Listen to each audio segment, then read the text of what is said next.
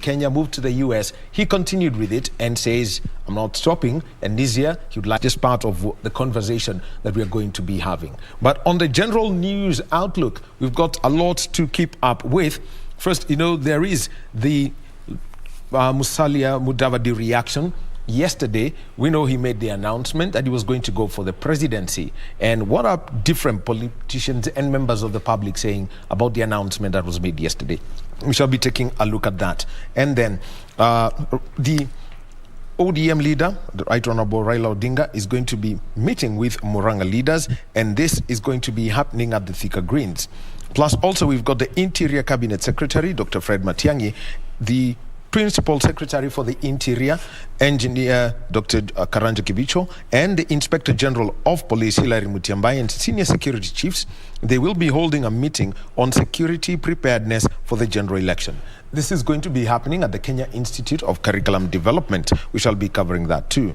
And also, the Mount Kenya Foundation will today host Ma community leaders to a luncheon in Nairobi, and they want to look at how the two communities from Mount Kenya and from the Ma communities can work together. And also, we will always keep up with the Kenya Forest Service. Environmental conservation is a very important part of everything. So we're going to be having stories all about that are going to be told to you by our news team that is out there in the field. That and much more, and also not forgetting that we've got an ITF Junior Tournament, and this is happening at the Nairobi Club. Our reporter Daniel Mwendwa is going to be out there, and he's going to give us an update on this Junior Tournament that comes even as Angela Okutoi became the first Kenyan girl to win a Grand Slam match at the Australian Open. She won it yesterday, the first Kenyan girl from Kenya to win. She's been here. We've seen her growth over the years, ever since she won the Kenya Open Tennis Championship when she was only 14. Right now, she is the country's #1 and making Kenya proud in the land down under.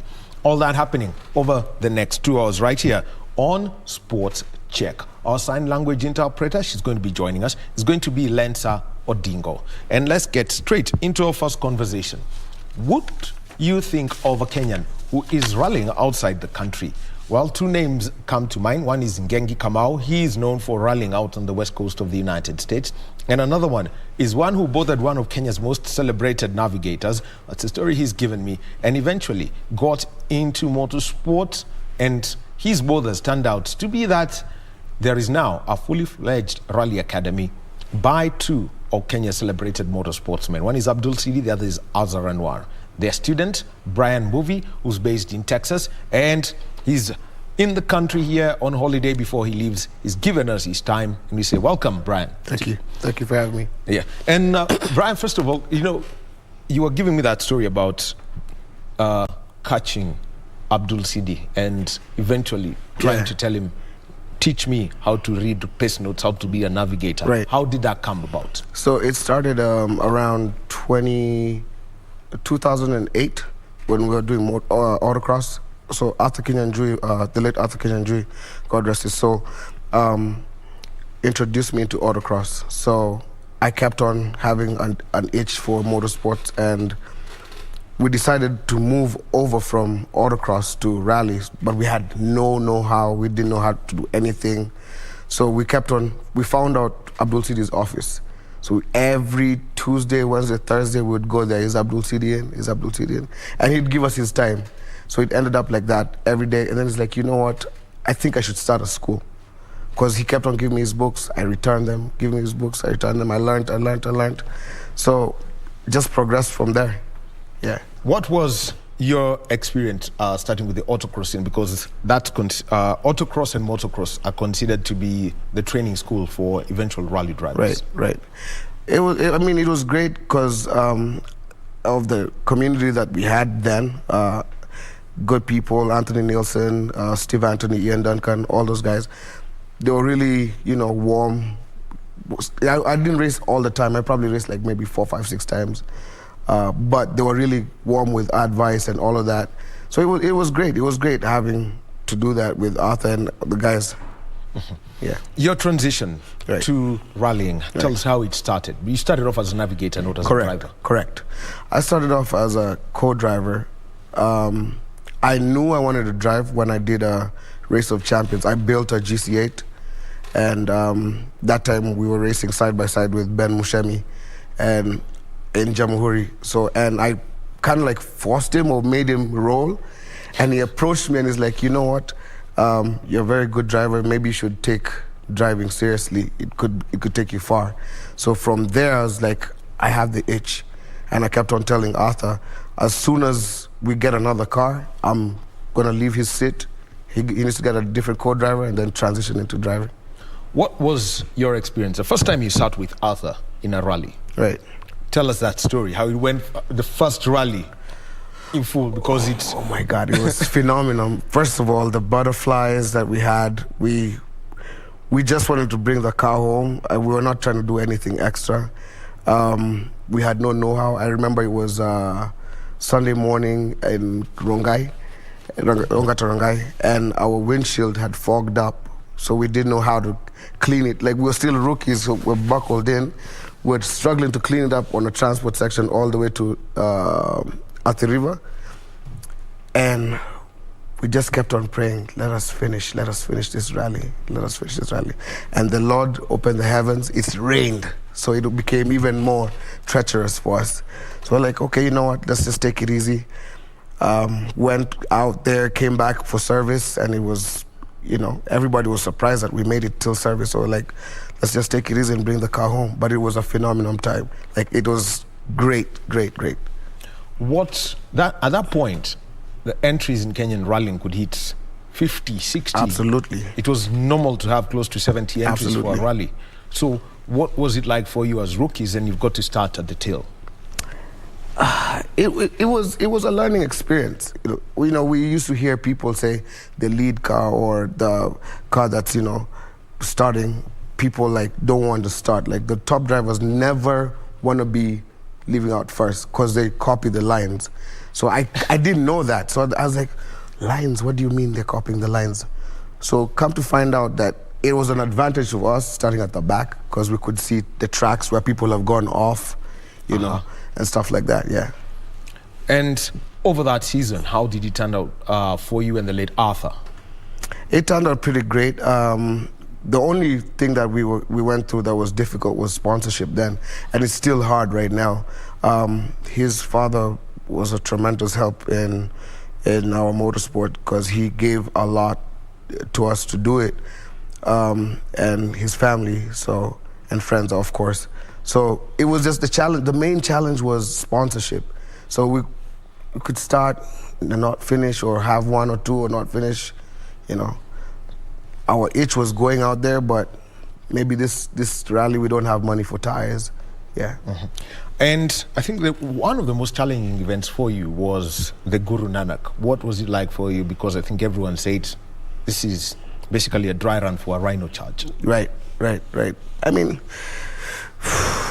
it was challenging because, first, because of money and the time. I normally say it's usually normally in motorsports and most other things, it's 50% talent, 50% preparation. And we had no preparation and the know-how then. You know, we were still rookies, we were still green. So just those are learning experiences that I learned, you know, being in tough situations like that. We didn't finish that Guru Nanak rally, but fortunately, I don't know. Moving on for you. Right. Moving from the co-driver seats, right, moving to the driver seats. Right. What was that different experience from where you're giving the notes to where you now have got to listen to the notes? Right. So I ended up getting a go-kart in the States.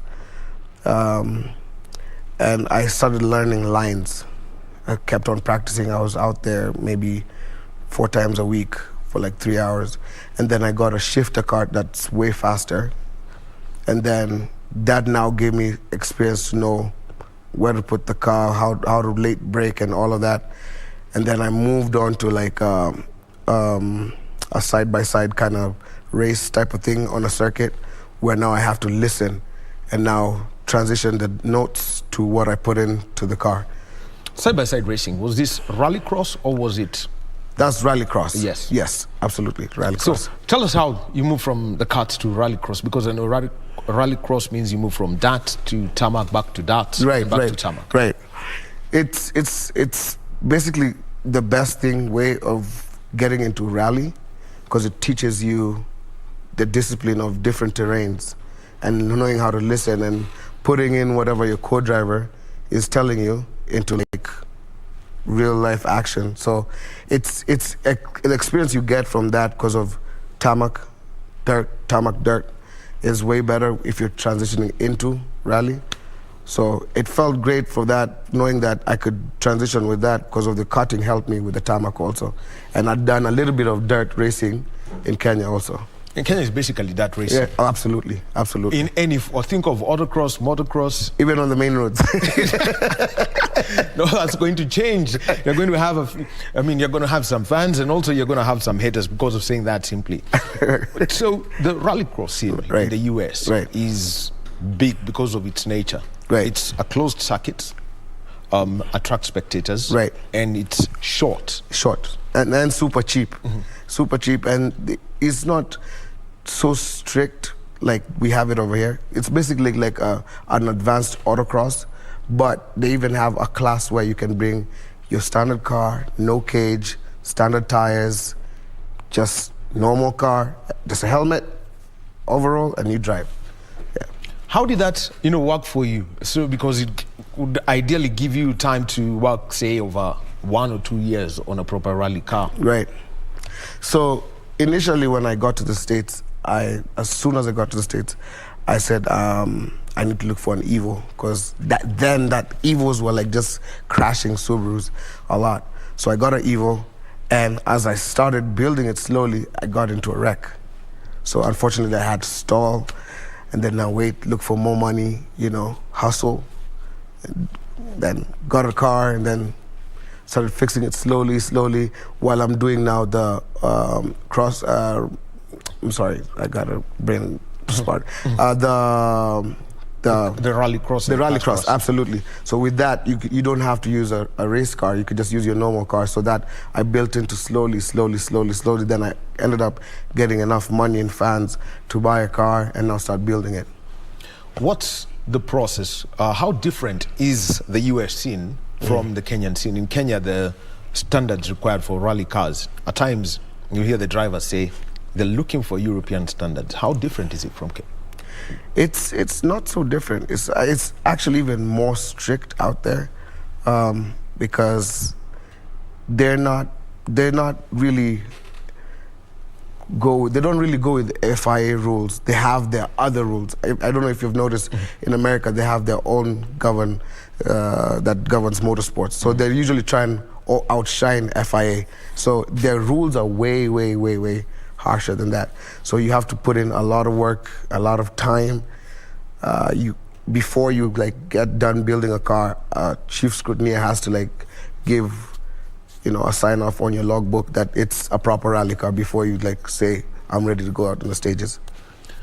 We know that, for example, if you're going to use a Subaru, think of M14 or N16 in Kenya. The homologation is going to end very soon. You can't enter events like the Safari or the Equator Rally, which you may enter, but the classification will be lower. How do they classify the cars in the United States?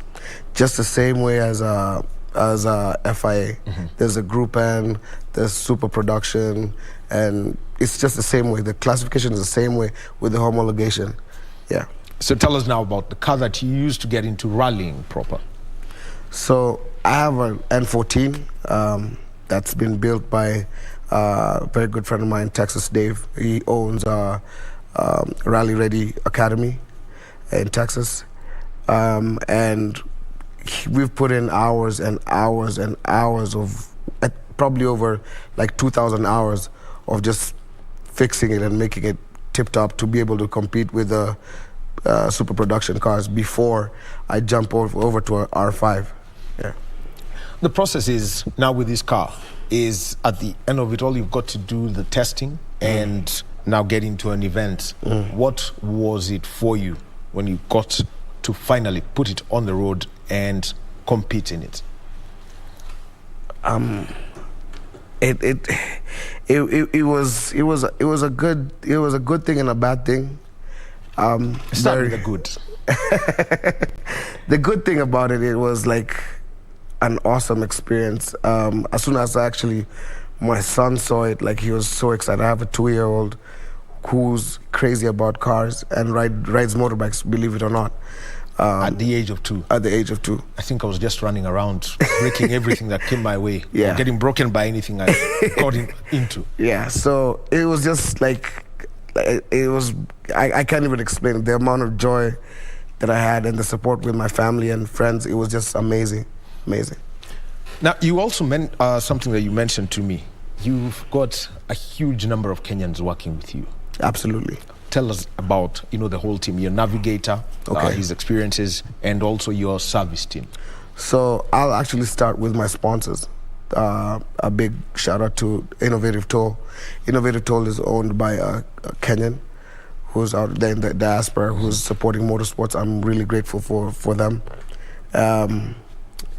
My crew, my service crew, I have a couple of mechanics who work out. Their day jobs are mechanics, but of course over the weekend we're going to go down to the tracks and go with them. My co-driver is Alan Wamunga. He's a good friend of mine. He used to be a DJ and he used to ride motorbikes. So that's the only guy that I could go to, that I could think of, that has that adrenaline itch. Because if he rides super bikes in the canyons, he's not going to be scared when we're like flat out at 140, 150, 180. So that's kph. No, miles per hour. 180 miles per hour. Yes, 140 miles per hour. Yeah. Well, trying to convert that very quickly, that's close to 200, that's past 200 kph. Yes. And that it feels way faster on dirt. So if it's off-road, it feels like you're moving at 300 kph. I try and imagine that, because in this country we are restricted to 110, Right. and I think at the safari the top speed I saw was 192. Right. And how does the US circuit work when it comes to speed limits on some of the stages that are there?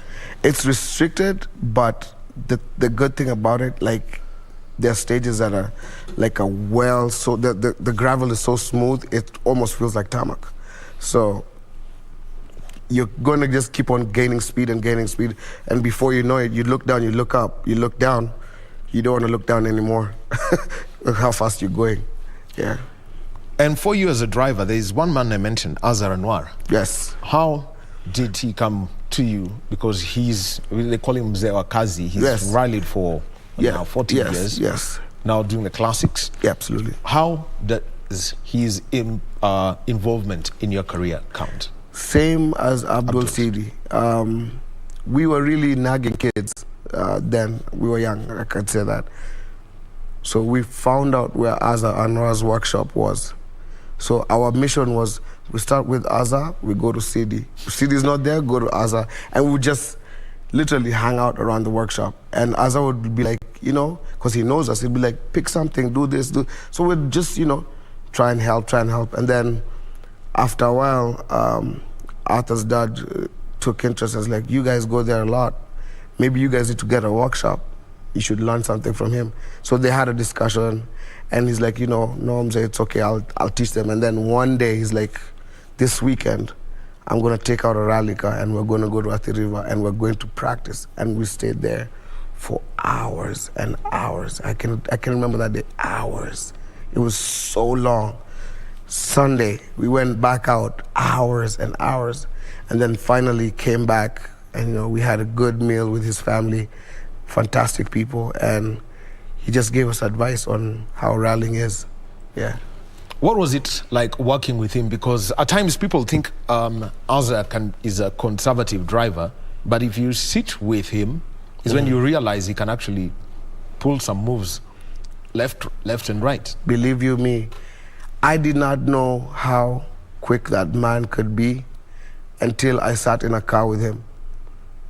You underestimate him because you see, Azar Anwar, Mzee wa Kazi, he has white hair. To me, he's one of the most fastest drivers. He just has not gotten the right machine. If he gets an R5, guaranteed, that's it. Well, young drivers better be warned, because if Azza Anwar is going to get involved in this, in rallying with an R5, as Brian says, then we're going to be in for a surprise. And also, just coming to think of it, also Carl Tundo, he said, let me just take off the seat and do some other events. So that means for the young drivers, the opportunities are there.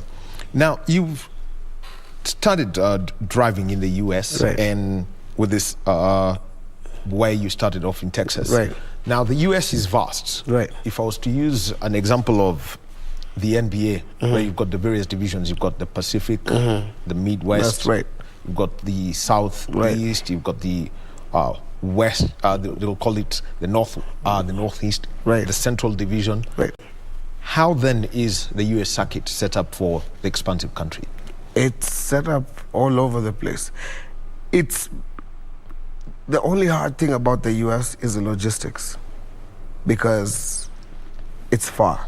It's far. Like, I'm in Texas, and the next rally that we're doing is going to be in March the 18th, 19th, which is called the 100 Acre Woods in Missouri, Salem, Missouri. That's like about maybe a 9-10 hour drive from Texas. Then I'll do that, come back, and then the next one is going to be maybe in Ohio. That's like another 15-16 hour drive. So the only thing that's usually hard in the States is the logistics. Getting your service crew, getting your service truck, getting your car, getting your recce car. So most of the times we actually rent cars. We fly there, get a rental car, make it our recce car, make sure it's good, then give it back. Yeah. So, and overall, the circuit, how is it split? For example, there's Ngengi Kamau. Yes. He rallies in the West. Yes, Mashariki Motorsports. Yes. Yes. So how then is that country divided? So it's divided in 3. Don't worry about the feedback, it's going to be. Okay. So it's divided in 3, and there's West, there's Central, and there's East, right? So there's the normal calendar, then there's the regional, and then that's how they do it. So let's say, like, for instance, if we have a rally in Kenya, right? Yes. And we have, we split it into 3. There's the Mombasa guys, there's the Kisumu guys, and then there's the Central guys, right? So there's the people who are going to be running the KNRC for the whole country, and then they'll have the regions like that. So there's also like podiums of regions. So regional gets podium also. There's in that category, maybe in Kisumu category, they have 1, 2, 3 in that area. Yeah. And when it comes now to how competitive it is, the names that would actually, the only one name that would come for me naturally is Travis Pastrana. Yeah. I think we are expecting him for the Classic this year. Rather Ken Block. Ken Block. Yeah. Ken Block is coming. Yeah. Pastrana's been here before. Yes. Travis Pastrana's been here before, drove the same car as Patrick and Giro. That was, I think, almost 10 years ago. Right. How competitive are the people out there? Because what we get from the US is this, is their stadium racing. Right. Indy or these other NASCAR. Right. What about rally proper? Man, it's super competitive. There's one of my favorite drivers is David Higgins. I don't know if you've ever heard of him. He's a beast. He used to drive for Subaru Team USA. I think he's retired now, or he got out. It's very competitive. There's big names, David Higgins. There's Ken Block. There's, of course, Travis Pastrana. There's people from Canada also come down. So that's how regional it is. So there's the people who are on the south side of Canada, they cross over. There's people from Canada also that come down that are very competitive. Young drivers that are competitive. There's a guy called Seminak, who's a X Games BMX rider. Yeah. That is extreme sport at its end, high adrenaline sport. Right. And then for you want to get into the national circuit. Right. What's the requirement, and how much of your time would it take? Because if you're mentioning, you just mentioned 2 states, which are basically 1 day's travel from your base. Right. What does it require of you when it comes to the planning, getting your car ready, and having it inspected, doing the recce, do the rally proper, and get back to Texas to live your life? So we've come up with a system now.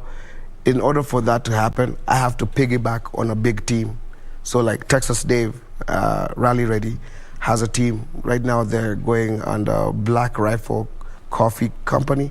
That's the main sponsor. I know if you look at Travis Pastrana right now, he moved from Red Bull to Black Rifle. Yes. So I piggyback on them because they have a bigger team and they have bigger trucks and all of that. So they're the ones who are going to like take my car there, you know, get it ready for me. So I just have to show up with my guys, my workshop guys, my crew, and that's it.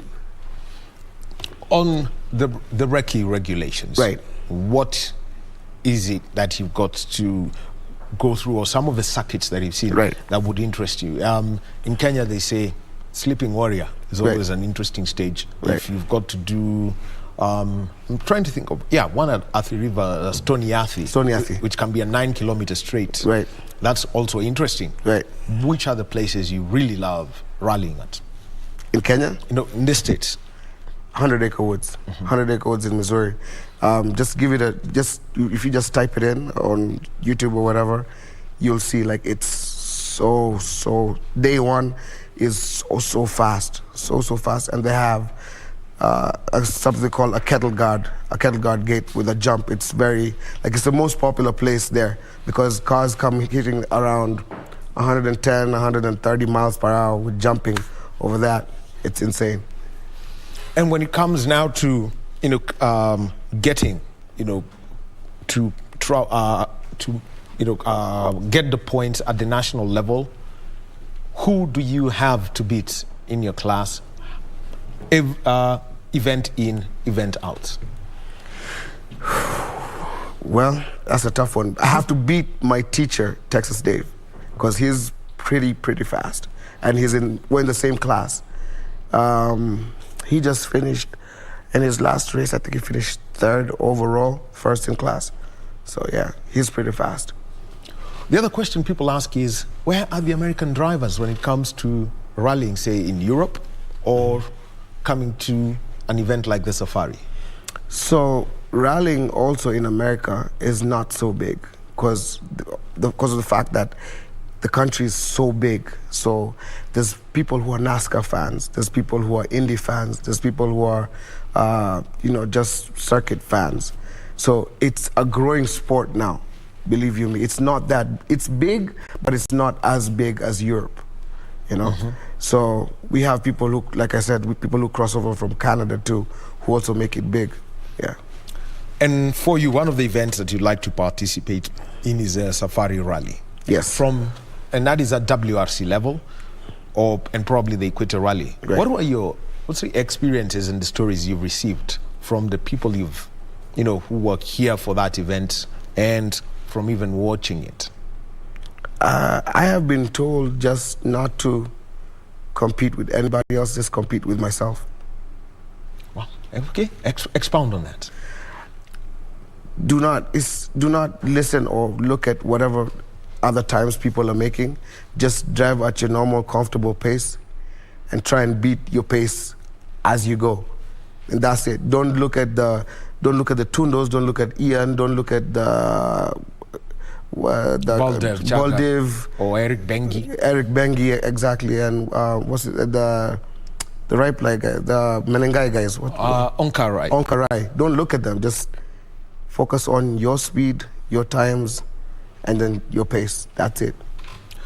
The Safari was a big learning lesson for Kenyan drivers when it came to the preparation of the cars. Right.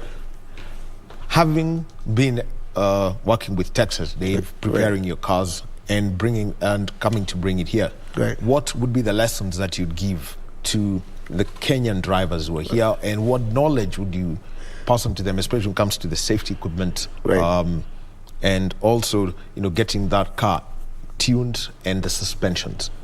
So I'll start with this. I don't know whether when I left Kenya, we used to do recce the wrong way. I'll start with that. Now, the biggest secret is when you're going on recce, you make sure you have your comms, your camera, and you have to mark your steering wheel. That way, when you go for one recce lap, You have all recorded. So once you're done wrecking, you and your navigator or your driver go sit down and watch and watch and watch and watch. That is number one. That's number one. All right. That's what world-class rally drivers do, and also in the United States. You have to have your comms, like, you know. The intercoms. Intercom. Yes. In your recce car. You have to have your GoPro, and you have to mark your steering wheel. Explain to us about marking the steering wheel. So normally the WRC or World Rally drivers use the 1, 2, 3, 4, 5, 6, left 1, left 2, left 3, left 4, left 5, left 6. Aha. Right? So on the left side, you just mark it. You know, 6 is almost, you know, towards like 12 o'clock. So, you know, it's a fast corner. And vice versa on this side. So you need to put tape, like blue tape or masking tape, and mark it. So when the co-driver says left 3, you just move the steering and you mark it. And you mark it. And with that, with a GoPro, and you go keep on watching, you can also get better and say, you know what, that left 3, I think I can make it a left 4. And that means it's slower and safer. That means it's faster. It's faster. Right. And because I remember, what's his name? Karam Patel says that they watched and changed his notes Right. from something that's faster to one that's slower. Right. And he ended up crashing. Right. So using that system, if you were to translate it to what you would normally use in Kenya, Right. From 1 right to 3, the 1 right would be? 1 right is turn, maybe a hairpin right. Close to a U-turn. Right. 2 right? It's going to be a hard right. So apologies, which means the 1 right is a soft one. It's just where, if given a choice, you would go straight. No, 1 right is like a hairpin. A hairpin. That's all the way around. That means your hands are crossed. Yeah. You shouldn't interlock your hands, but that means like you've pulled your handbrake, you're almost making a hairpin, a U-turn. And that means the 6 is a soft one. The 6 is the fast one now. The 6 is like almost straight. Yeah. Now, from recce, you've done that. Right. The next one you change when getting ready for a rally of that magnitude. After recce, car preparation. Let's talk about the safety equipment. Safety equipment. I'd like to tell Kenyans this: even if your car is old, you know, people have the notion of, oh, my car is no longer homologated, so I don't need to focus on my belts. I don't need to focus on my seat. I don't need to focus on my fire extinguishers. That is very wrong. Your car can be past homologation, but race ready, it's perfect. So you need to have at least 2 years. Don't stay with your belts for more than 2 years. The expiry date says 3 or 4. But sometimes when you have meat in your fridge, do you really wait till the last days to eat it? No. You know, you'd look at it and you'd be like, whatever, right? So don't get to the days of the expiry date of your seats, of your belts, your fire extinguishers. People don't use fire suppressions over here. That's what we need. That really, really helps. You know, you might be in a situation where a scrutineer would be like, your car is not homologated, but he'll be caught in a bind. He'll be like, your car is so well prepared, I don't know how to say no to you. And they might have a talk with the officials and put you in a class. Aha. Like what happened with the safari where Exactly. we got a KNRC 4. Exactly. Just out of that. Exactly. Roll cages and the protective cushion The foam, around it, yeah. the foam. How do you then prepare that correctly? Correctly is a lot of research. Anywhere, like I was taught, anywhere the helmet could hit on a roll should be padded, period. Anywhere the roll cage could collapse and hit your helmet should be padded. So why not just do it? Pad it all over, yeah. The other one is the helmet that would be accepted. Talk about that, because probably you don't have to buy one that's probably used by Otanak or Sebastian Ogier, Right. but have one that would meet the same safety standards, Right. and also help you with communication with your co-driver. Right. To me, my preference is Stilo. If you go Stilo, you'll never go wrong. They're cheaper helmets. If you go on Amazon, you'll get a rally helmet for like maybe $300-400. But you also have to remember, cheap is expensive. So if you go the cheaper route, it'll cost you at the end of the day. So you'd rather invest in yourself and go expensive, and you have no worries after that. What's the lifespan of a good rally helmet? Because all these things have, They do. It depends on how much you rally, because of the sweat on the foam. I'd give it about maybe 2 years also, 2 to 3 years also. The gear is the fire suit, Right? And the in the weather you've got to have it. Yes. Tell us about how you make sure that that's in the right condition, because we had cases of some competitors being told you need to change this if you're going to compete at this level. Yeah, there's that.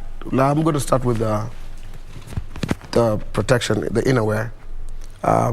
I have done a lot of research on that, and this is another secret to drivers in Kenya.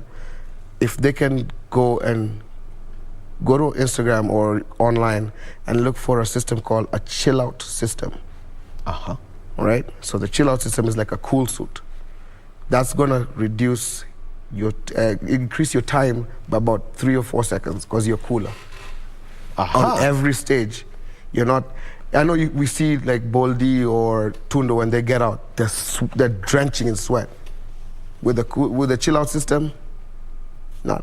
And the same thing applies for the... No, not the balaclava. No, just the core. So if your core is cool, your whole body is cool. Well, somebody told me that we lose about 55% of our heat, through the head. That's why our moms always had our heads covered. With the boshoris. With the boshoris, yes. With those hats, I mean, it's a brilliant idea. They wouldn't know the science, right? But they know once your head is covered, then it's safe. And what about the overall? Just to give it a simple... Overall, lifespan, 2 years. That's it. And the moment the thread runs, change it. That's it. And don't do it the wrong way and say, okay, I got a Sparko overall or OMP overall, and I have, let's say, KBC or KCB or Coca-Cola as a sponsor, and then you go to a guy down the street to embroider for you over your overall. That's a hazard because they use actual fire retardant thread also on it. So if you see somebody with a patch on his, that's no-go. And that means no glue to... no glue to... If you're getting it custom-made, get it custom-made from the company. For safety reasons. For safety reasons. You may think you're saving money or you're adding value to like your sponsors. You'd rather have your overall plain and put the sponsors on the car, or just get a full custom suit. And in the next 2 years, we've seen the change of classifications for rally cars. Rally 1 cars after the Monte Carlo over the weekend. Right.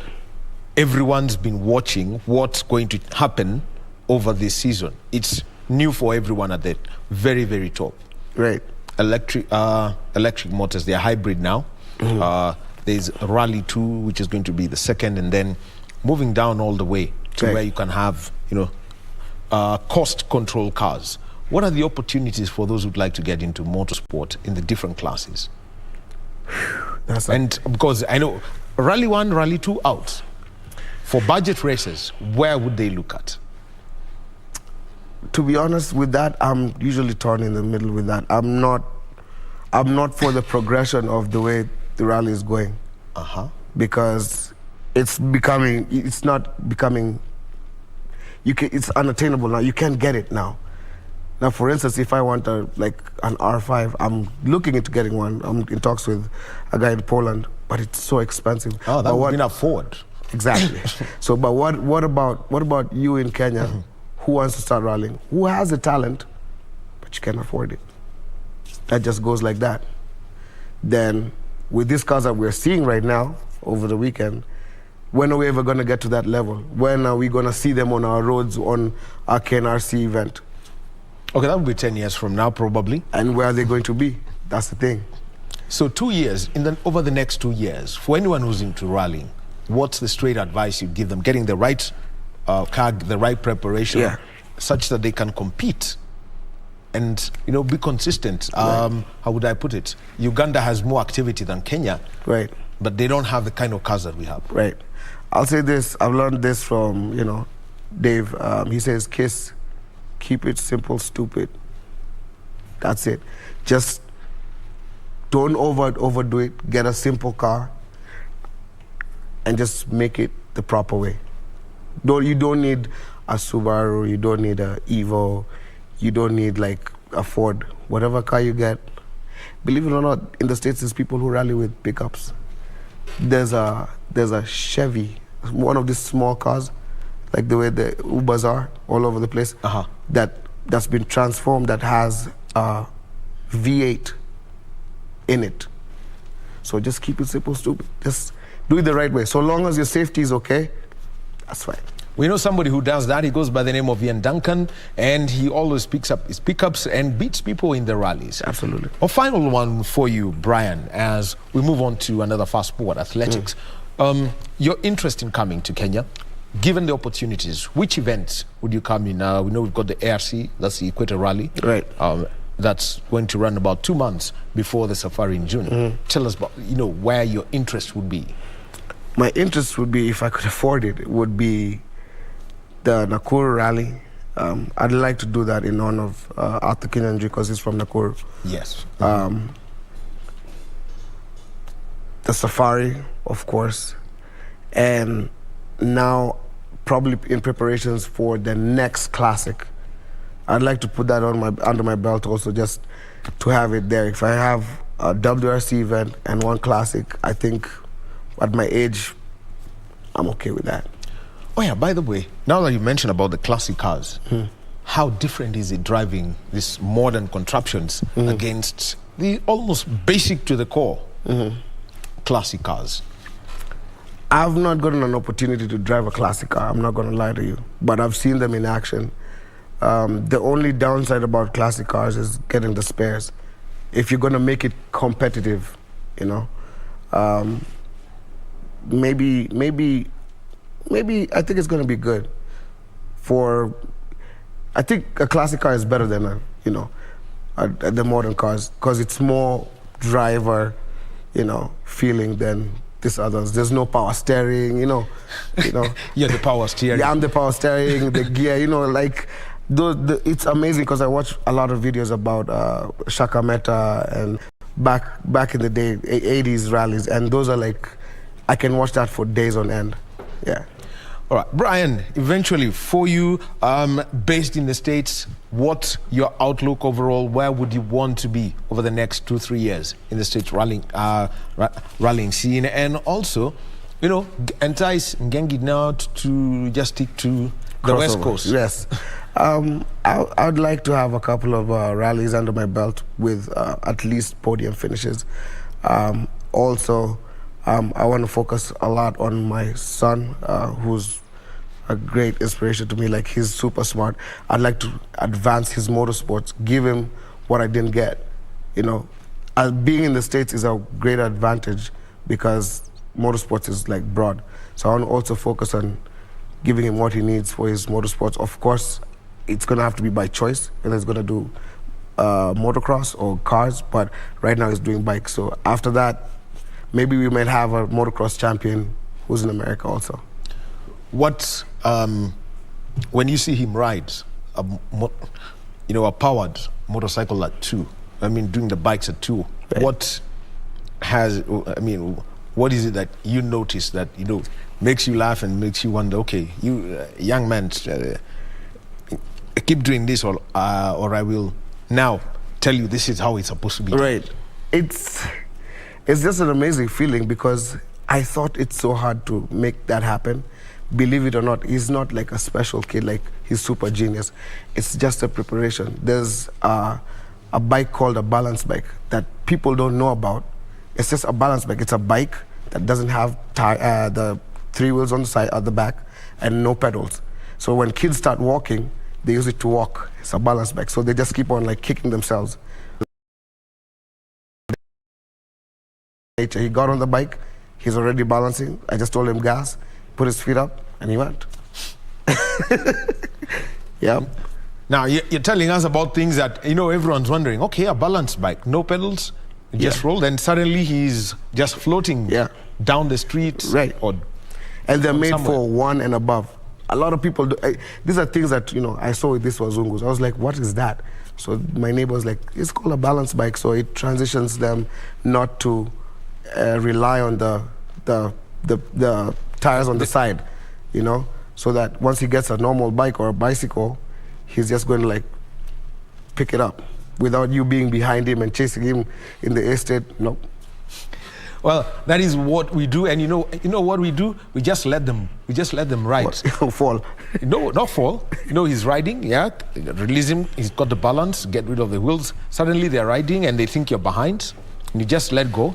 And when they turn back, they're like, what happened?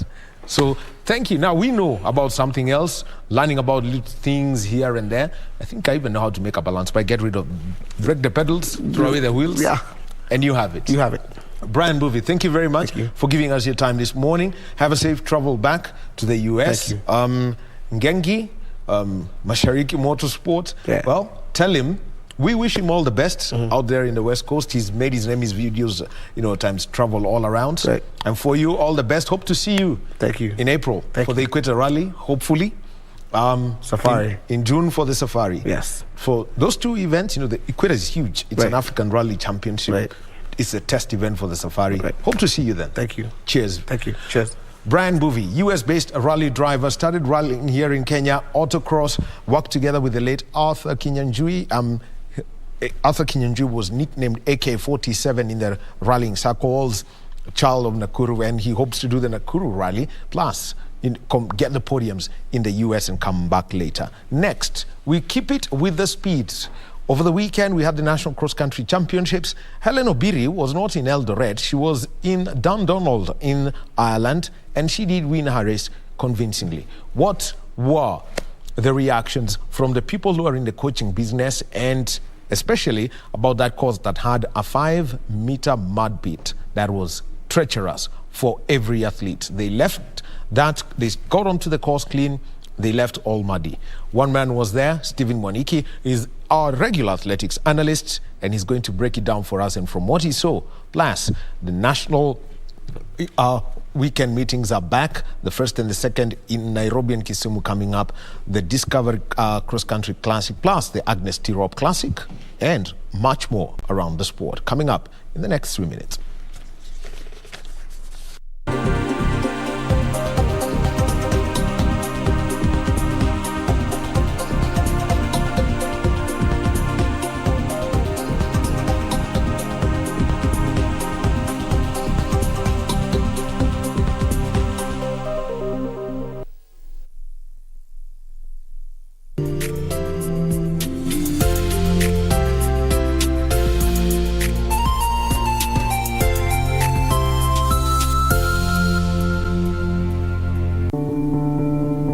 Tusirudi nyuma kwa mipaka na nchi kufungwa. Tusirudi kwa biashara na shule kufungwa. Kwa kutoweza kukutana. Kwa kutengana na tuwapendao. Tusirudi nyuma. Na kuhitaji unikinge, pata chanjo. Ili tuendelee na maisha vizuri. Na kuhitaji unikinge, pata chanjo. Na kuhitaji unikinge, pata chanjo. Na kuhitaji unikinge, Pata chanjo. Na kuhitaji unikinge, pata chanjo. Ili tuendeleze maisha bora kwa ajili ya wapendao, nchi yetu na usoni wetu. Kwa ajili yetu sisi sote. Pata chanjo. Kaa chonjo. Kuhakikisha nchi yetu na uchumi wetu umestawi katika uwazi. Tusirudi nyuma. We also have the geothermal potential in Kenya. We have that potential. Already have enough steam for that particular power plant. The process proudly brought to you by Buchan Furnitures Limited. Local manufacturers of quality office furniture and dealers in quality office equipment like fireproof safes and cabinets. For orders, visit our showroom at Uni Africa House, Koinange Land off Koinange Street. We'll share the same room, yeah.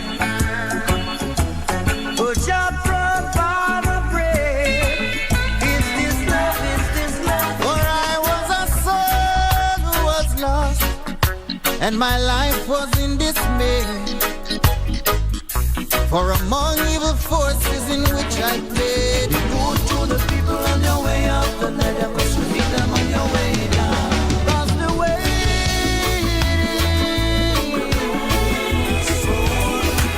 I'm losing all control. Girl, I can't fight this feeling. It feels so right. Champagne and candlelight. I feel good when you're wrapped up in my arms, dancing to a reggae song. Feel good, feel good.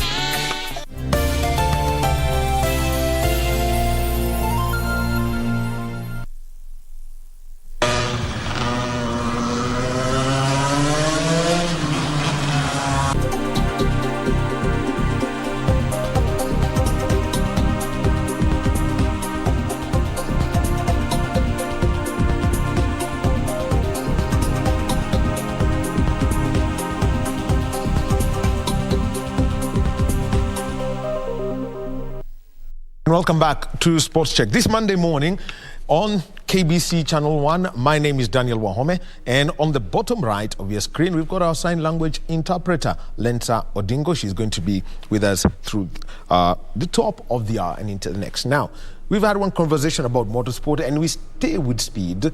But before we get into deeper details, speaking about the National Cross Country Championships, let's talk about two persons who passed on last week.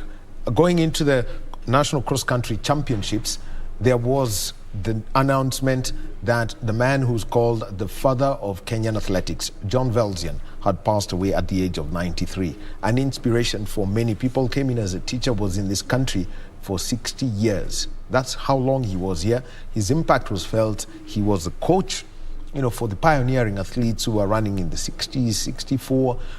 By the time he groomed, took up the late Charles Mukora, a former president of the National Olympic Committee, and also the coach of the 68 team. Everyone had felt his impact, became the regional development director for the IAAF. He has been a cause measurer. His impact has been felt, and you could hear it from the senior athletes. First of all, somebody who's been through that IAAF Regional Development Center is with us today. Stephen Waniki is an athletics coach, and over the years, having had conversations with the late John Velzian, what was the impact you've seen from people he has worked with, and later, people he groomed through the years? It's unfortunate that John Velzian passed away at this time when we still need him, though he was an old man. But he had an impact in the athletics fraternity, because some of us went through the Regional Development Center coaching course. By that time, he was a regional director, and he was so passionate about imparting the skills and knowledge for the Kenyans, especially the technical officials and also the coaches. And that is why you see we have a successful Kenyan team, because most of them, name anybody who is training Kenyans, they have gone through the RDC, and that is a credit to him, because he laid the foundation, and he was able to take most of us through the courses that were programmed by the IAAF.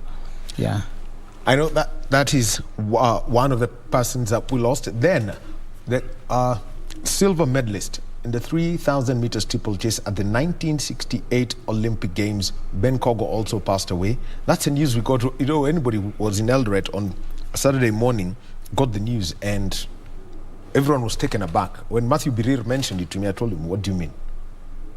Just after Velzian, he said, "Yeah, mzee ametuacha." Ben Kogo, what was his legacy? Before Dr. Kipchoge Keino now started the middle collect, because Kenya won a gold and a silver at the 68 Games, and in 1972 we had Kipchoge Keino winning, and of the last 13 gold medals, 10 have been won by Kenyans. Yeah, Ben Kogo also he's in the annals of history of Kenya, because Ben Kogo and Amos Biwott, They are the first guys who brought the medal back home, the gold medal and the silver medal. And we started the long tradition of winning the steeplechase. And it's a big loss for the country and also for the athletics fraternity. These are the pioneers. These are the people who started the long journey whereby we started winning and showing Kenyans that we can do it. And steeplechase belonged to us until the Olympics, whereby we lost it. It's unfortunate, but losing to these great men, Ben Kogo and John Valjean, is sad in the athletics fraternity. It's a sad story for us. All right. So Coach Stephen Mwaniki, he is there with us. And then we have got one news item I've got to mention. Yesterday, former Vice President Musalia Mudavadi, he made the announcement that he's going to run for the presidency. And in his remarks, he made some comments, and it was about, the labor movement in Kenya, which he simply said was in ICU. We shall be moving over to get that as Kotu responds to Musalia Mudavadi's comments about the labor union in Kenya. That announcement is going to be made at the Marble Arch Hotel. We shall be joining our team once they're ready. Now, let's get back to our conversation about athletics. Over the weekend, one person, actually, let's mention 3 people. We really wanted to see in Eldoret, one not there. We know Jeffrey Kamworor is preparing for the Agnes Tirop Classic. He was watching what was going on, but also Kibiwot Kandie. He is a man who took away the title from the national title from Jeffrey Kamworor, shocked him here at Ngong in very long grass and wet conditions. The other one was Helen Obiri. Helen Obiri goes on, easily wins the Kenya Defence Forces Championships, but was in Ireland, and people were asking, where is Obiri? Can it have an impact at the senior women's level? How would you describe, the competition that was there without Helen, who won her race in Dundonald in Ireland yesterday? Yeah, that was with Helen, the absence of Helen, she's a world cross country champion, gold medalist. It wasn't felt so much because Joyce Chepkemoi from the Kenya Defence Forces did something that nobody expected, and it was a good show for the KDF. But I think with Helen in that slope, maybe the KDF would have won the whole thing. But now, that is how things happen sometimes. And now Helen is trying to transgress to other events like the marathon, and she needs to put more work doing other things. But she has done a lot for the country, and we can't blame her for not coming for the national cross country. Well, we hope to see her at the Agnes Tirop Classic. But before we do that, we'll be getting the pictures. Brian, you can drop for me the pictures of that senior women's 10-kilometer race, and also the reaction of the race winner, Joyce Chepkemoi. The track the course that was set up at the Lobo village in Uasin Gishu County, if you look at it from a bird's eye view, it's flat, basically a flat course. But the obstacles that were put, when you went and took a look at the course, what was your first impression of it? That is one of the toughest courses I've ever seen in the cross-country circuit. And it really made this event to be a national event, and through that course we were able to see champions being destroyed on that tough course. It was a good course for our athletes, and also good stamina sapping and all that. Mm-hmm. Yeah. Well, we'll get back to that, but right now let's go over to the Marble Arch Hotel in Nairobi, where Kotu is responding to Musalia Mudavadi, who actually in his remarks yesterday said that the labor union in Kenya was not in a good state. And speaking now is Benson Okwaro, the Secretary General of the Communication Workers Union. Hawana hiyo kwa wakati huu, wafuate ile azimio ambao ilizinduliwa Kakamega, Buhungu tu, na labda kwa vile yeye bado ni kijana kidogo, anaweza kupatia nafasi nyingine baada ya baba kutoka. Kwa sasa sidhani sana kama Mheshimiwa Ruto atamwachia nafasi, lakini kama atawachia yeye, basi ni bahati mzuri. Kitu kingine ambao nataka kuongeza ni kwamba hatungetaka watu wa viongozi wa vyama ama wale ambao wanatarajia kupata uongozi katika nchi watumie trade union movement, because kazi ambayo trade union movement imefanya katika nchi hii inajulikana. Sisi tulipigania ukombozi ya nchi hii wakati wa beberu, pia wakati wa agenda 2 sisi pia tulifanya kazi muhimu sana wakati nchi hii ilikuwa karibu kwenda mbaya sana.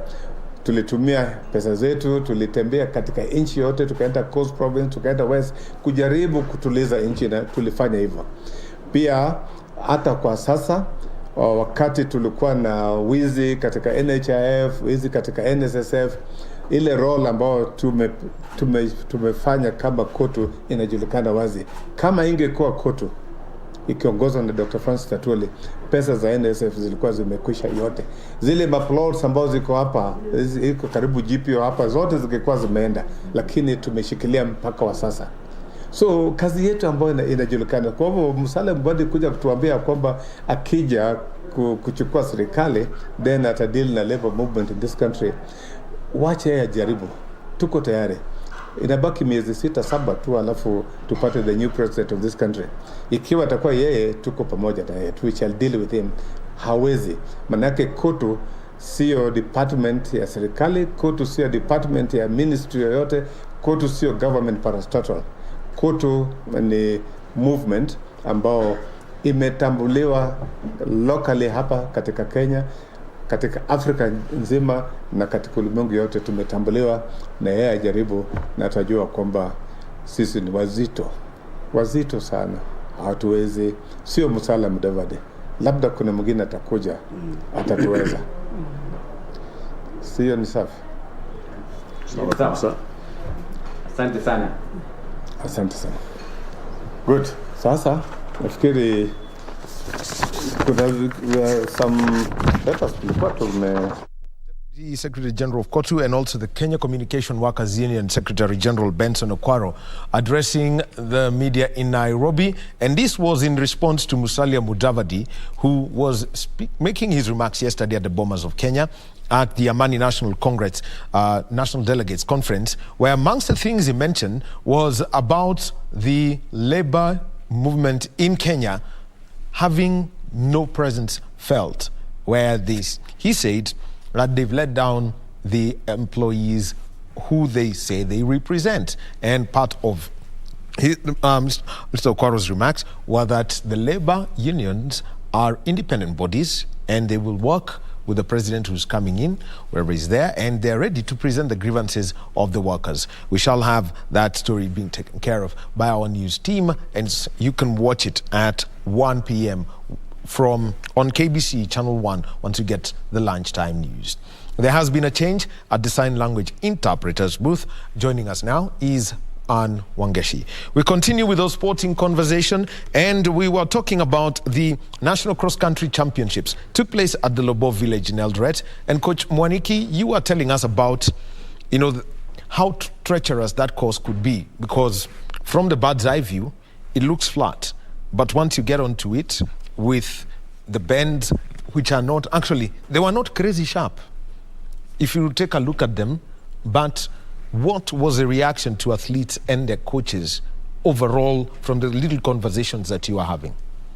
Yeah, everybody came out, the athletes and even the coaches commended the guys who, especially the central lift, those who did the job, because it was done perfectly well and the course was very tough. It was there to test the stamina, the endurance, and also the speed of the athletes. And cross-country is a very important component for athletes who are preparing for middle and long distance, and that was a very good test for the athletes, and also a very good preparation for the Agnes Tirop Memorial Classic, which will be held on 12th February. So, looking at the senior women's race, let me start with there. Joyce Chepkemoi winning in 34 minutes flat, Margaret Chelimo of Police second, and Selifin Chespol of Prisons coming in second. And they had to go through this mud pit that was 5 meters long. Ankle deep is shallow. That would be shallow if I was to describe it, that mud pit. I mean, could go as far as deep as half the shin. How then, for example, maybe after speaking to Chess Paul, who is a colleague, you are from the same team overall, what were they saying about that and seeing Chepkemoi winning the senior women's 10? Yeah, the cause was tough. Even the ladies felt it, and most of them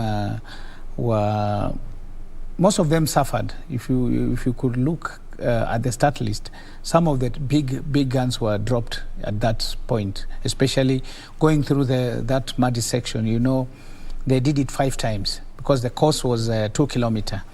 And for Joyce Chepkemoi to lead from the start, from gun to tape, that was incredible. And beating Margaret Chelimo, a seasonal cross-country runner and also a long-distance 10,000-meter runner on the Kenyan team, and also Selfin Paul coming from an injury, it was not easy for her. And I think now we are now seeing another person coming on to replace Obiri, because Obiri now is definitely going to marathon. Faith Cherono, Sandra Felix Chebet, and one name, by the way, who really felt the point of that, Ruth Chepngetich, a marathoner. Yeah, you know, a marathoner, before they are able to get up their speeds because of doing long endurance training, it's like, you know, if you do your own research, most of the winners of this cross-country, you go back to Haile Gebrselassie, you come to Bekele, most of them had very good speed in 5,000. So if you're not good in 5,000, it's a challenge, because even you look at John Ngugi, the 5 times winner of the cross country, was also a 5,000-meter runner, and he even won as a gold medal in Seoul Olympics. So for a marathoner to come and challenge the short sprinters in I call them the short sprinters in long distance. In long distance running. That is the 5,000-meter runner. It was quite a challenging, but you see, she went just 1 lap, she was ahead, and then things turned around because it's a fast course. It was tough also, and we could see Joyce taking the command and leading from that point until the last kilometers where she won the event. Well, let's now talk about the senior men's competition. This one was won by Samuel Chebole, 29 minutes, 28.9 seconds, 10 kilometers. And here is the interesting fact about this. Normally at such events, you would think, let's look for the Kenya Defence Forces and the National Police Service. There was no podium from any member of the Defence Forces. That stood out. The best placed person from the Defence Forces was Michael Kibet of Police, who finished in 30 minutes, 13.3 seconds, taking 6th position. Total paradigm, shift of power in cross-country in Kenya. Because this is not, I think, the second time in 3 years that somebody from outside the Defence Forces has won the championship. The last one was Amos Kiru in 2019. Yeah, if you look at the results, and this is where the forces do their recruitment. If you look at the results, Samuel Chebole won the event, and he was representing North Rift, I think. North Rift, yes. North Rift. You look at that results, North Rift won the 10 kilometers, South Rift won the women 10 kilometers, and then again, North or South Rift won the mixed relay. And these are teams from the regions. So this is whereby we normally scout our talent. And we went back at home, you know, Lobo Village, that is Eldoret, that is the home of champions. And now meeting people at their home is not easy to beat them. So it was tough race, and also food for thoughts for the forces to see how they can go about, because they lost everything. In the individual title, it's only the women, whereby we had Joyce Chepkemoi winning the 10 kilometer, and she was from the Kenya Defence Forces, and also Margaret Chelimo from National Police Service, and Selfin Chespol from prisons. But for men, that's Samuel Chebole. imagine Samuel Chebolo is graduating from the juniors. Now he's coming to the seniors. This is going to be good for us. And by the way, he missed the 5,000 hits at the Olympics. So what's the prospect for him, knowing that, yes, he was not able to represent the country in Tokyo, but what are the prospects for him now? And also, you should not forget that he beat Kimeli. Kimeli was in the Kenyan team. And you remember we finished 4th in Tokyo. Yes. So this is a new kid on the block. Samuel Chebole, watch out the space. This guy is going to do wonders, especially come the World Championships in Oregon and also the Commonwealth Games in Manchester. Then we've got Benson Kiplagat, the 5,000 meters under-20 champion from Nairobi 2020. That was the official name of the championship, but took place in 2021. Won the under-20 8-kilometer boys, 24 minutes, 8 seconds. And then Samuel Kipadi from Central, 24:16. Reno Kipkorir from South Rift, third. You know, the job you had was this... together with Tiren and Skylark, was stadium announcer.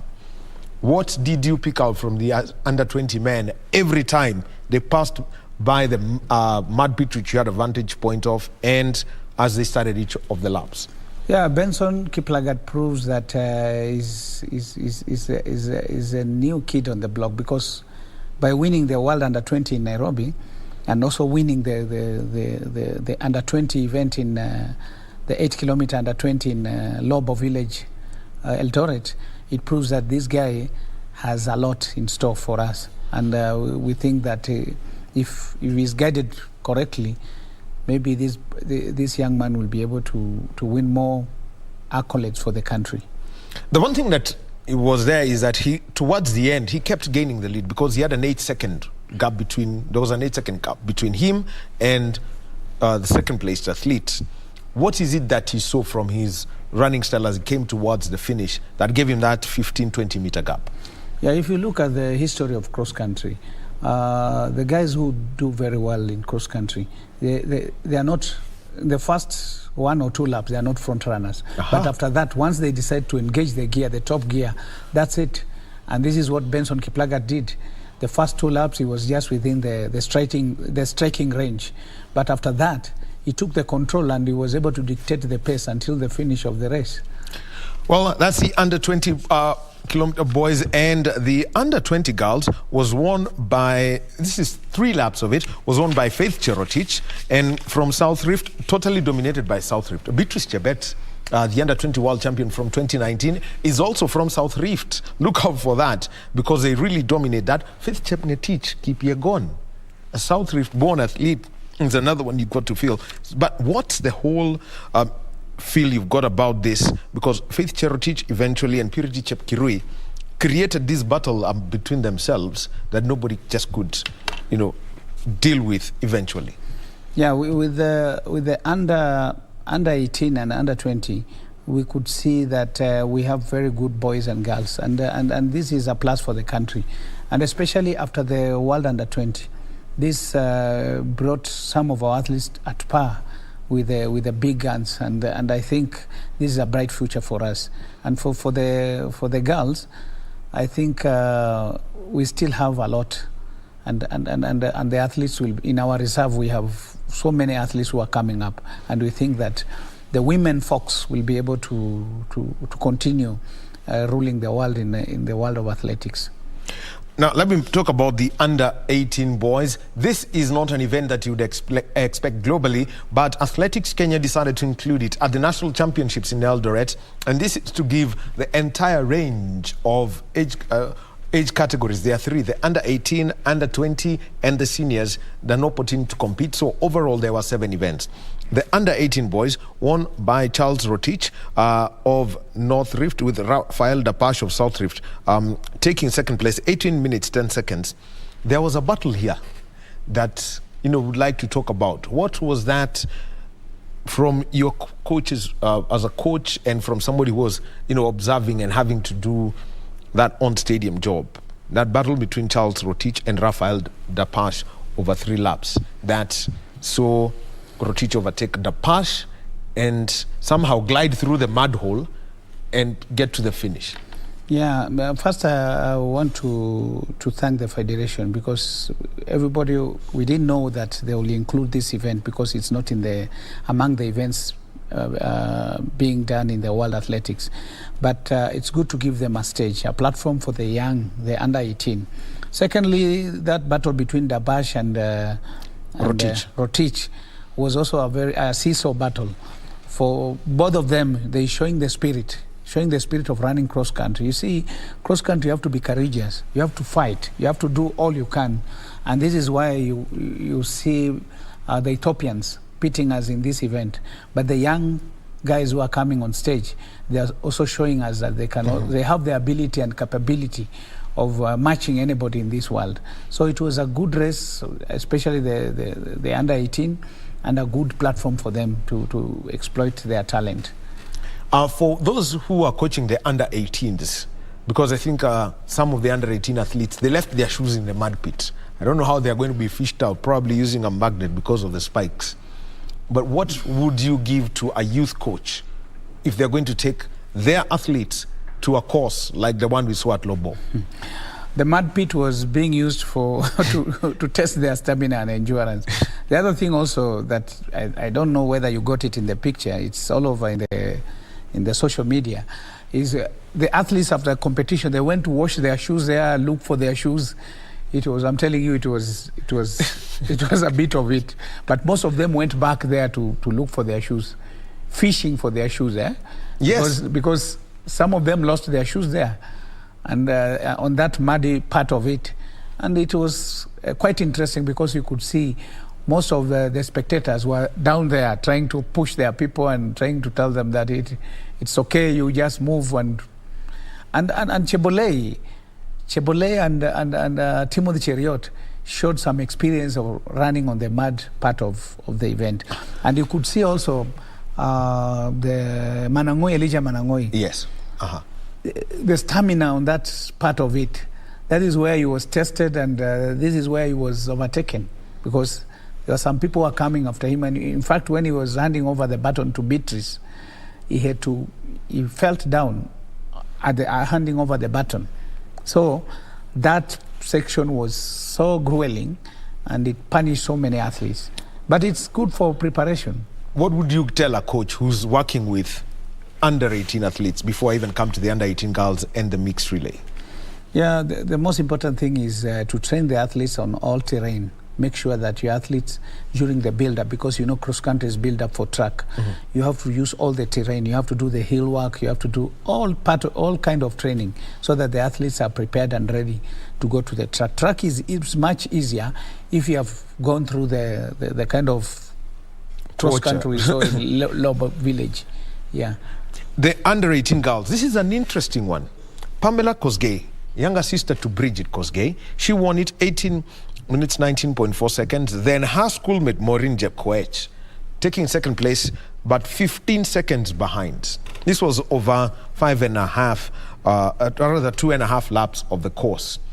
And for the technical officials, what was it like from your vantage point, where they knew that lap 1, an entire section was closed for the under 18 girls, then they open it at the second lap?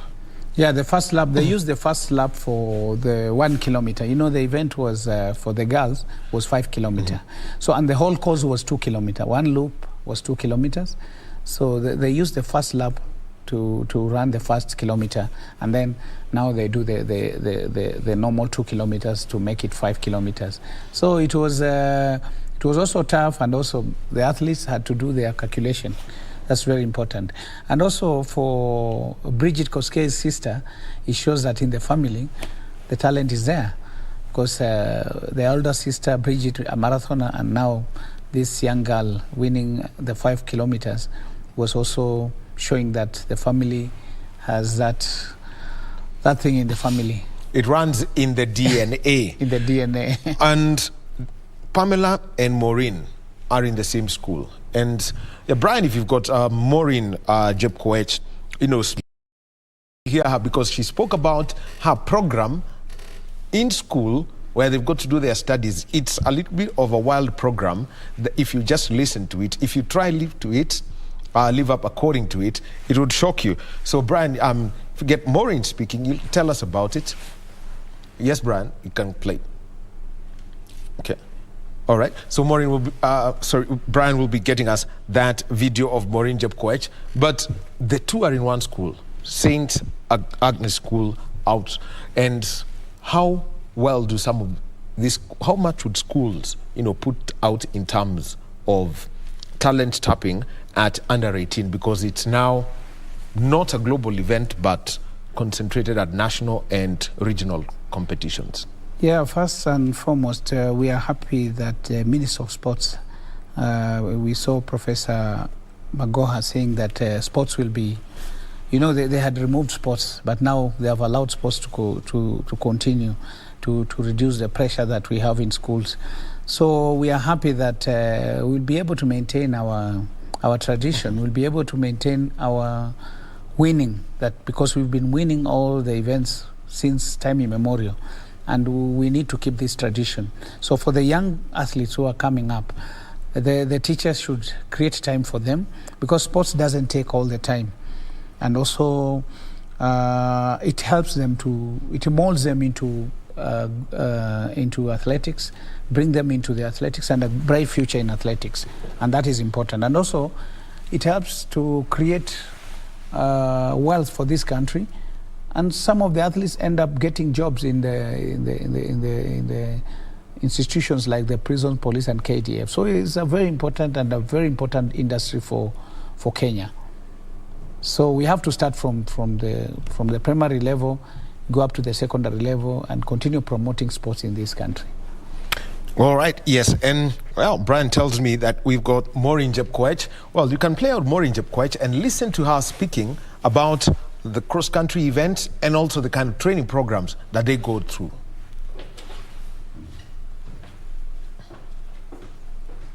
Sauti tusikie.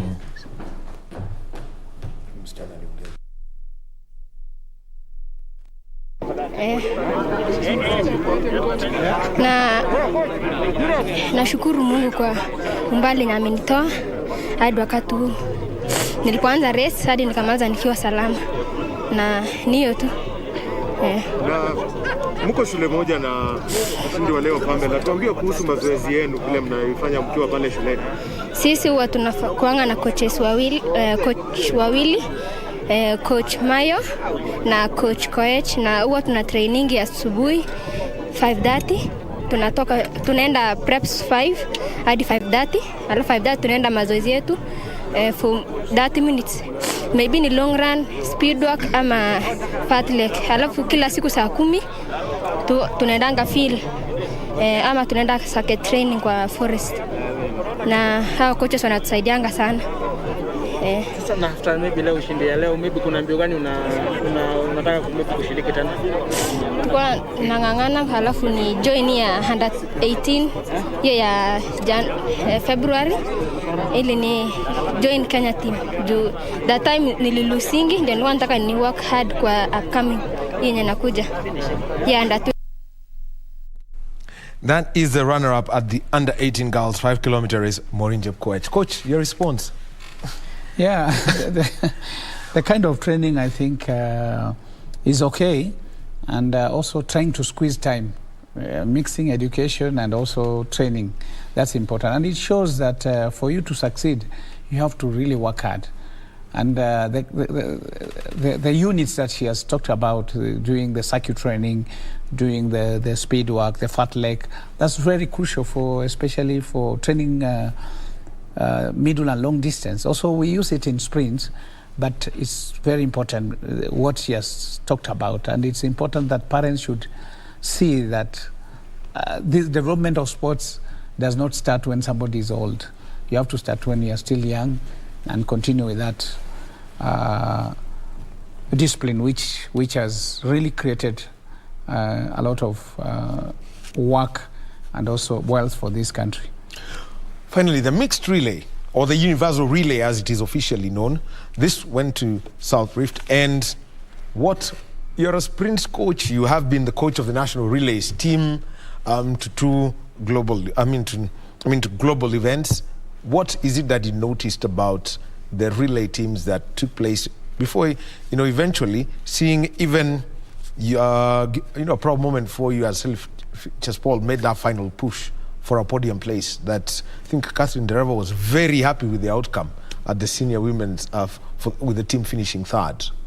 Yeah, that was also a very interesting event, and we could see the spectators were very happy to see the push and pull. What was happening on the track was good, and especially I could see we had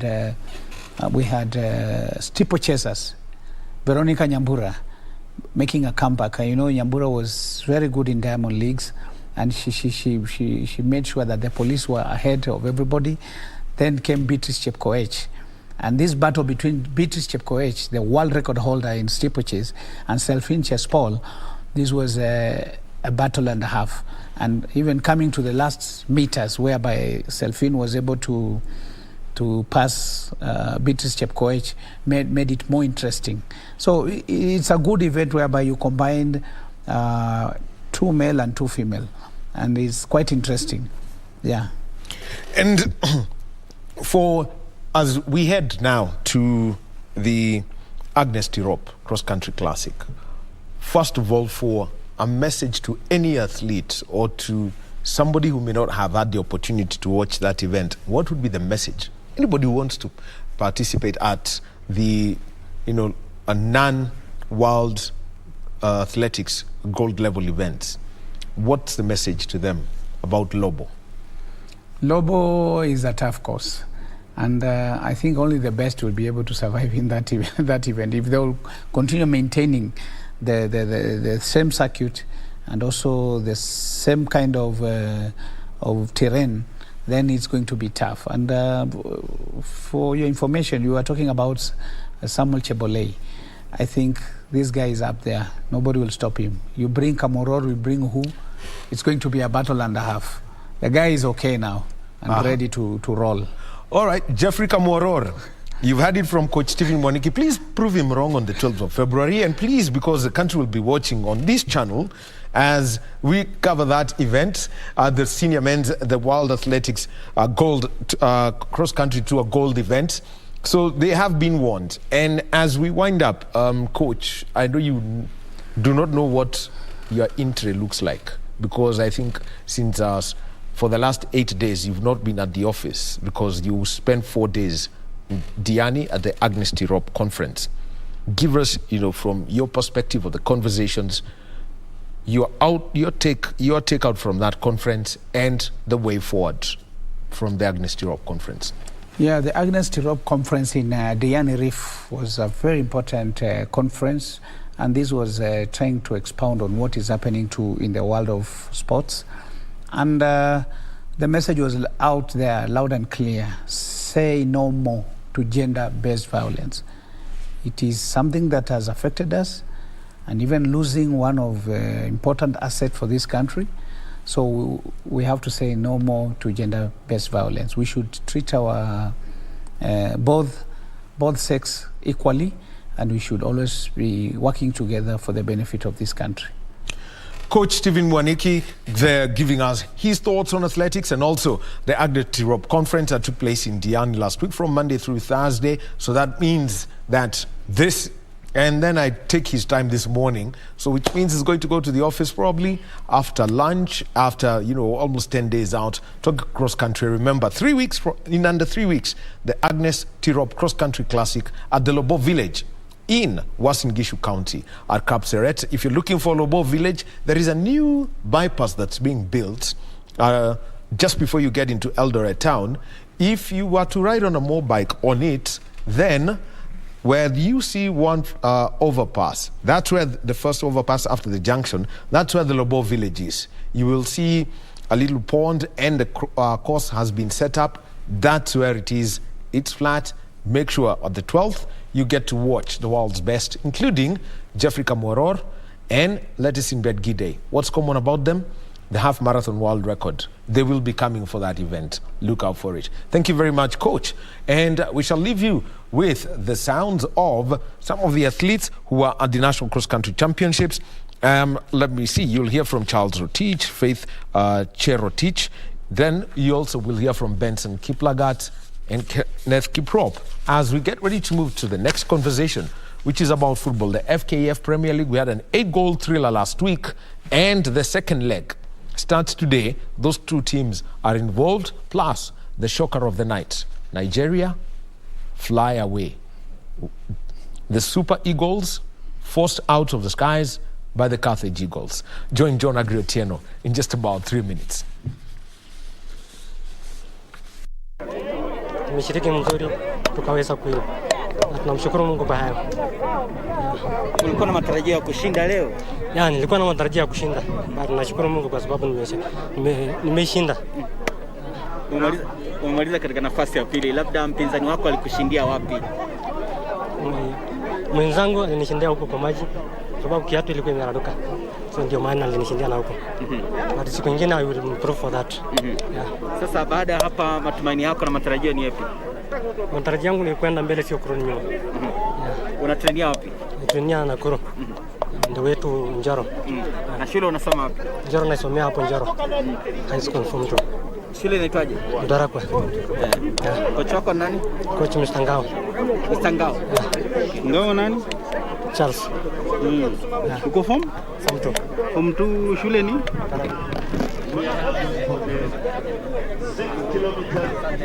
Tuambie vile kushinda leo na kujua ya kwamba Tapash alikuwa ameongoza alafu ukampita kwa lapu ya mwisho. Tuambie vile resi imekuendea leo. Resi kwa majina ni Just Rotich. Resi haikuwa rahisi, ilikuwa ngumu, but nilishukuru Mungu mpaka nikashinda vyema. Tuambie vile ulivyokuwa katika nafasi ya pili ukampita Rafael ndio ukakuja kumshinda. Yani ilikuwa ngumu, but kwa matope naye nikaanza kushinda mwenzangu mwenye alikuwa mbele zangu. Hii mwaka unajipanga kukimbia mbio gani zingine? 3000. Kwa na competition unajipanga kwenda?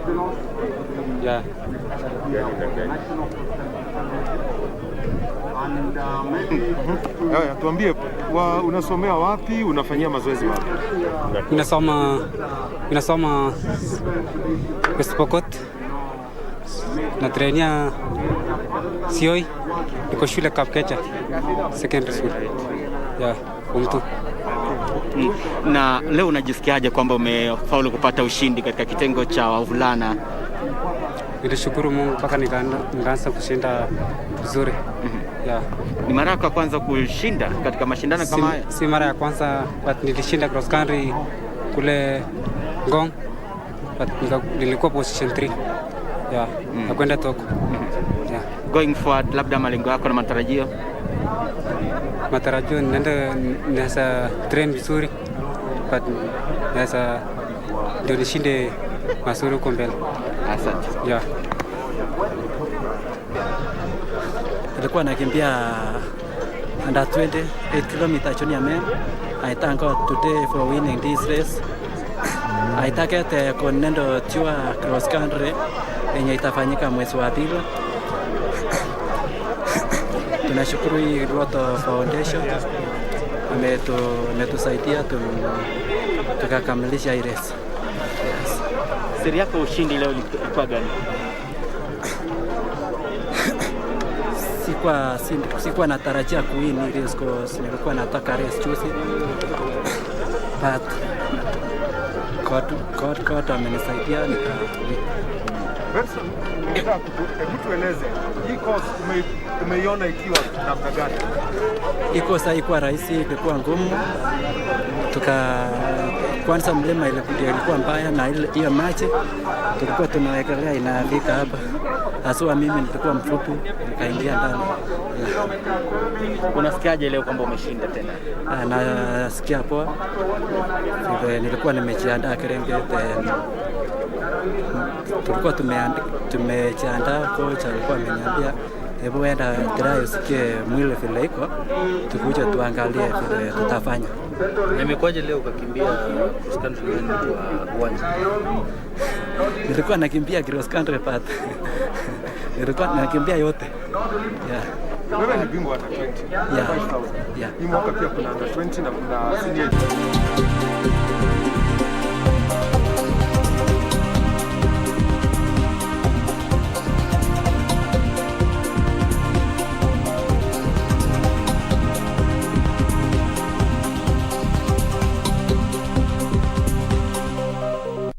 And welcome back to Sports Check on this Monday morning. It's the 24th day of January. And, well, quite some interesting conversations in athletics and motorsport. But right now, we'll be moving on to football. But just before I do that, just a recap of the events that we are looking at. We've first had the COWU Secretary General, Benson Okwaro, give his reaction to Musalia Mudavadi saying that the labor movement is weak. He said there will be a new president in 7 months' time.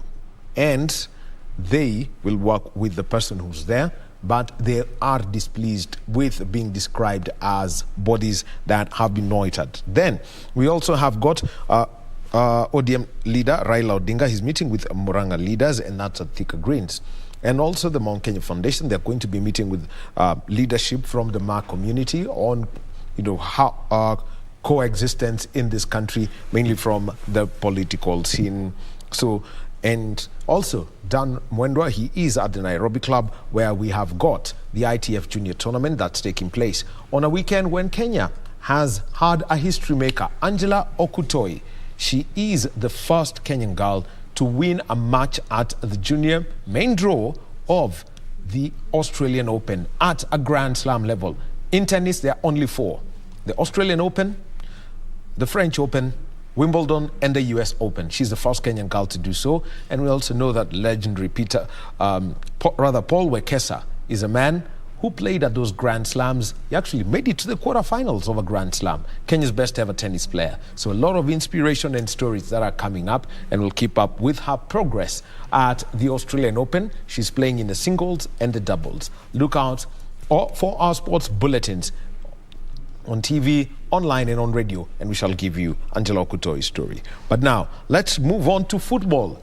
Kenya is a country that's been watching a lot of football, but before we go to the Cup of Nations and also moving on to the European leagues, just some good news coming through, especially